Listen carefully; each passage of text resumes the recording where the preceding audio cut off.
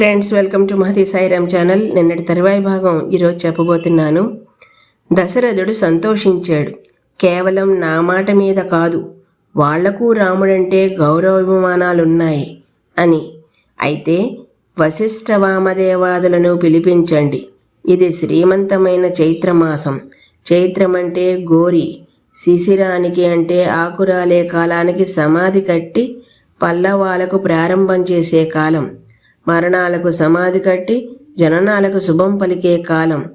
రాక్షసత్వాన్ని అంతం చేసి మానుష్యత్వాన్ని ప్రభవింపచేసే కాలం. అందుకు శ్రీరామచంద్రుని జీవితం చైత్రంతో ముడిపడింది. ఇలా స్థిరపరిచాడు. ఇంతలో వశిష్ఠులు వచ్చారు. ఓ మహానుభావ, రామాభిషేకానికి ఏ సంభారాలు కావాలో ఆజ్ఞాపించండి అన్నాడు దశరథుడు. ఇంతే. వశిష్ఠులు గ్రహించారు. తమ పని ఎంతో అంతే చేశారు. బంగారం, రత్నాలు, ఔషధులు, తెల్లని పూలదండలు, పేలాలు, వేరువేరు ప్రాంతాల్లో మధువు పిండి అహతములైన వస్త్రాలు. అహతాలంటే ఒకసారి తడపాలి, క్రొత్తదై ఉండాలి, తెల్లదై ఉండాలి. అంతకు ముందెవ్వరూ కనీసం మొల చుట్టూ అయినా త్రెప్పనిదై ఉండాలి. పితృదేవతా కార్యాలకు ఇది యుక్తం. అందుకని వశిష్ఠులు అహతములన్నారు. అలాగే రథములు, ఆయుధాలు, చతురంగ బలాలు, భద్రగజము, చామరవ్యజనాలు, శ్వేతధ్వజం, తెల్లగొడుగు, 100 వెండి కుంభాలు, అగ్నివర్చస్సు గల హిరణ్య కుంభాలు, బంగారు తొడుగుతో కూడిన కొమ్ములు గల వృషభం, వ్యాఘ్రచర్మము, ఇవన్నీ ఉదయానికి అగ్నిగృహంలో ఉండాలి. ఇంకా ఏమైనా ఆపేక్షీయాలైతే అవన్నీను. అంతఃపుర ద్వారాలు, నగరము అంతా మంచి గంధపు నీళ్లచే అర్చింపబడాలి. ధూపాలను వేయించాలి. పాయసాన్న చిత్రాన్నాలు తయారు చేయాలి. రేపటి ఉదయానికే బ్రాహ్మణులను ఘృత దది లజ దక్షిణాదులచే పుష్కలంగా గౌరవించి రప్పించాలి. రేపటి సూర్యోదయం అవుతూ ఉండగానే స్వస్తివాచకం ఉంటుంది. రాజమార్గంలో జెండాలు కట్టించండి. అలాగే అలంకృతులైన నటనర్తక గణికాదులను అంతఃపుర ద్వితీయ కక్షయందు ఉంచండి. దేవతా గృహాల్ని, చైతన్యాల్ని అన్నాదులతో నింపండి. ఆయుధధారణ చేసిన యోధులతో పాటు అందరినీ మహారాజు గృహంలో ఈ మహోదయ సమయానికి ప్రవేశపెట్టండి. ఇది వశిష్ఠుల పాత్ర. వారి పని అయింది. వీటన్నిటి ఏర్పాట్లను సుమంత్రుడు చేస్తాడు. రాముణ్ణి తొందరగా తీసుకుని రా. దశరథుడు సుమంత్రుణ్ణి ఆజ్ఞాపించాడు. సుమంత్రుడు రథాన్ని తీసుకుని వెళ్ళాడు. అప్పటికింకా 4 దిక్కులు రాజు సభలోనే ఉన్నారు. వారి మధ్యలో ఉన్న రాజు రాముడు రథంలో రావడం చూశాడు. శ్రీరామచంద్రుడు అదివ ప్రియదర్శన పుంసాదృష్టి చిత్తాపహరిణం ఇలా ఉన్నాడట. శ్రీరామచంద్రమూర్తి రథం దిగాడు. చేతులు జోడించి తండ్రి దగ్గరకు వచ్చాడు. పాదాలకు నమస్కరించాడు. రాముణ్ణి ఆసనం మీద కూర్చోబెట్టాడు. ఆయన్ను అలాగే చూస్తూ ఆనందిస్తున్నాడు. ఎలా చూస్తున్నాడు?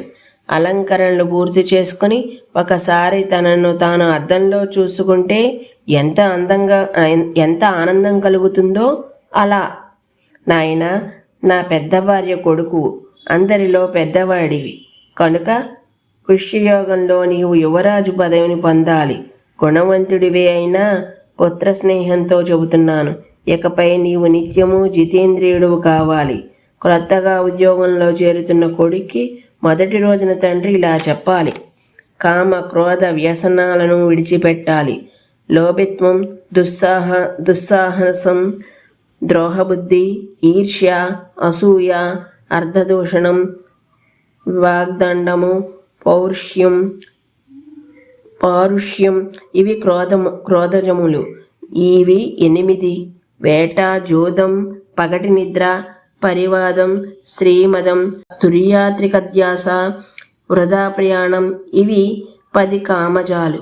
స్త్రీ, ద్యూత, మృగయ, మద్యపాన, వాక్పురుష్య ఉద్గ్రగండన అర్ధ సందూషణములు, ఇవి 7 వ్యసనాలు. ఈ తండ్రి తాతలు సంపాదించి ఇచ్చిన ధనమును నాశనం చేయడమే అర్ధసందూషణం. నాయనా, ప్రజలను రంజింపచేయి, మంత్రులకు సంతోషాన్ని కలిగించు, ధాన్యాగారాన్ని ఆయుధగారాన్ని సంరక్షించుకో. దేవతల మృతాన్ని చూసి సంతోషించినట్లు తమను తృప్తిపరిచే రాజును చూసే ప్రజలు సంతోషిస్తారు. ఇలా చెప్పుకుపోతున్నాడు దశరథుడు. అప్పుడే ఈ వార్తను అక్కడికి గూఢచారి వర్గం కౌసల్యకు చేరవేశారు. ఆవిడ వాళ్లకు మంచి బహుమానాలు ఇచ్చింది. రామచంద్రమూర్తి అవుననలేదు, కాదనలేదు. తండ్రికి నమస్కారం చేశాడు. తన అంతఃపురానికి బయలుదేరాడు. దశరథుడు సభ చాలించాడు. అందరూ వెళ్ళిపోయారు. దశరథుడు రాముని గురించి ఆలోచిస్తున్నాడు. తన అంతర్గృహంలోనికి వెళ్ళాడు. సుమంత్రుణ్ణి పిలిచాడు. మళ్ళీ రాముణ్ణి ఒకసారి తీసుకుని రా ఆజ్ఞాపించాడు. సుమంత్రుడు వెళ్ళి చెప్పాడు. రాముడికి అనుమానం వచ్చింది. తొందరగా బయలుదేరాడు. తండ్రికి నమస్కరించాడు. కూర్చున్నాడు. దశరథుడు మళ్ళీ ప్రారంభించాడు. రామా, వృద్ధుణ్ణైపోయాను. నేను దీర్ఘాయువును అనుభవించాను. నా ఇష్టాన్ని అనుసరించి భోగాలను అనుభవించాను. అన్నవంతములైన అనగా మహా దానయుక్తంగా గొప్ప గొప్ప దక్షిణలనిచ్చి 100 క్రతువులను చేశాను చెప్పుకుపోతున్నాడు. లక్షణమున్నవాడైన సంకల్పస్థానమైన మనసు ఉందే, అది అనిత్యం, ఎప్పుడూ ఒకలా ఉండదు.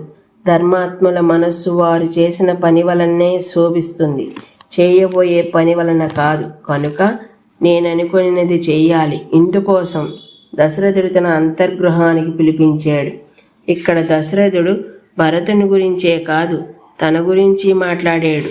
రామునికే యువరాజాభిషేకం చెయ్యాలి అనే సంకల్పం తనయందే స్థిరంగా ఉంటుందనే నమ్మకం తనకు లేదు. కనుక ఇలా మాట్లాడాడు. రాముడు లేచాడు. ఒక నమస్కారం చేశాడు. బయలుదేరి తల్లి అంతఃపురానికి వచ్చాడు. అప్పటికే ఆమె పట్టుబట్ట కట్టుకొని మౌనవ్రతంలో దేవతాగృహంలో ఉంది. అప్పటికే అక్కడకు సుమిత్ర లక్ష్మణులు వచ్చారు. సీతాదేవిని పిలిపించారు.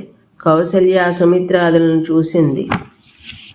విన్నారు కదా, పుష్యమి నక్షత్రంలో రామునికి యువరాజుకు పట్టాభిషేకంట. అందుకనే ప్రాణాయామపూర్వకంగా అంటే యోగ మార్గోపదేశకంగా పురుష సూక్త అధిష్టానమైన జనార్దన స్వరూపాన్ని ధ్యానం చేస్తోంది. అలా ఉంటూనే వచ్చిన వారిని వమిలితే క్షణ కడకంట చూసి అంది. ఇది కౌసల్య స్థితి. రామచంద్రమూర్తి, అమ్మా, రేపు నాకు పట్టాభిషేకమట, తండ్రి గారు ఆజ్ఞాపించారు అని చెప్పాడు.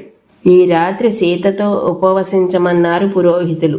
రేపటి అభిషేక స్థితిలో సీతకు ఏమి మంగళకరములో ఆ విషయాల్ని నీవే చూడాలి అన్నాడు. అలా అనగానే స రామ చిరంజీవ హతాస్తే పరిపందినః జ్యాతిన్ మే త్వాం శ్రేయాయుక్త సుమిత్రాయంచ నందనాయ అన్నది కౌసల్య.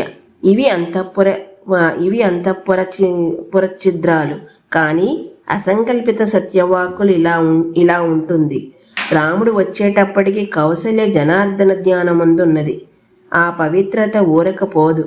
నీ శత్రువులు నశించారు అనగా రావణుడు మరణించాడు. దీని సత్యత్వం యుద్ధకాండమందున్నదన్నమాట. రాముడు లక్ష్మణ్ చూశాడు. ఆయన అంజలించి నిలబడ్డాడు. ఈయన స్వయాన ఆయన చూసి నవ్వుతున్నట్లున్నాడు. నవ్వకూడదు, ఎప్పుడూ నవ్వుతున్నట్లుండాలి. అది రామలక్ష్మణం. లక్ష్మణ, నీవు నా 2వ అంతరాత్మవు. నాతో పాటు ఈ భూమి నువ్వు కూడా శాసించు. అంటే నా తరువాత యువరాజు నీవే అని కదా భావం. కాదు, నాకు లేదు రాజ్యం, నీకు లేదు. మనిద్దరం ఏలవలసిన వసుంధరా భాగం వేరే ఒకటి ఉంది. అది నవ్వులోని విశేషం. ఈ రోజుకి ఇక్కడితో ఆపుతున్నాను. మిగతాది రేపు చెప్తాను. అంతవరకు ధన్యవాదాలు.